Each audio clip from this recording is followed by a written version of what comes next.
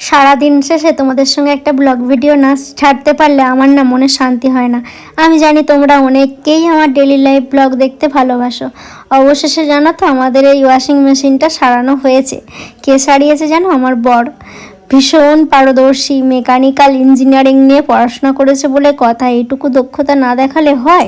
তিনবার সারিয়েছিল, কিন্তু ইঁদুরের এত জ্বালা, ইঁদুরে এসে তার কেটে দেয় বারবার।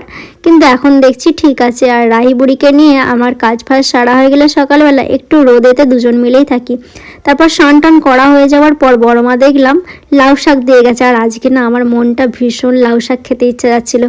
আর লাউ শাকটা টাইমও হয়ে গেছে। কি করব লাউ শাক আর আলুকে একসঙ্গে প্রেশার কুকারে কয়েকটা সিটি মেরে তেল, লঙ্কা, নুন, কাঁচা তেল দিয়ে মেখে ভাত দিয়ে খেয়েছি, যেটা খেতে কিন্তু আমিও ভীষণ পছন্দ করি, আমার শ্বশুরমশাইও ভীষণ পছন্দ করে। আর বরের সঙ্গে আমার কিছু স্ক্রিপ্ট নিয়ে কথা হচ্ছিল, লেখালেখি হচ্ছিল। তোমাদের সঙ্গে না বিহাইন্ড দ্য সিনগুলো যদি শেয়ার করি, তোমরাও হেসে হেসে তোমাদের অবস্থা খারাপ হয়ে যাবে।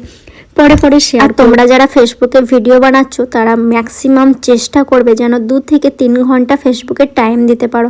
আমি সারাদিনে সেরকম টাইম দিতে পারি না, কিন্তু সন্ধ্যার পর থেকে আমি যথেষ্ট টাইম দেওয়ার চেষ্টা করি।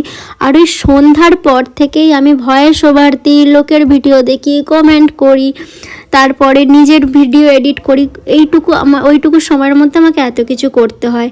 তারপরে একটা কি বলবো, মনে একটু শান্তি হয়। হ্যাঁ, সারাদিন শেষে আমি আমার প্রফেশনটাকে, আমি যেটাকে ভালোবাসি, যেটা আমার স্বপ্ন, সেটাকে একটু হলেও সময় দিতে পেরেছি। দুজনের মধ্যে চলছিল। ও আমাকে শাড়ি পরতে বলেছিল, কয়েকটা স্ক্রিপ্ট ও লিখেছিল, বা আমাদের দুজনেরই মাথা থেকে বেরিয়েছিল, সেইগুলো নিয়েই একটু হচ্ছিল। আর এখানে আমি সেই লাউ শাক সেদ্ধটা দিয়ে ভাত মাখিয়ে খাচ্ছিলাম। আমার তো বেশ দারুণ লাগে, রোদে বসে খাচ্ছিলাম। হালকা হালকা ঠান্ডাও পড়েছে। এইভাবে তো রোদে বসে ভাত খেতে আমার দারুণ লাগে। টাটা।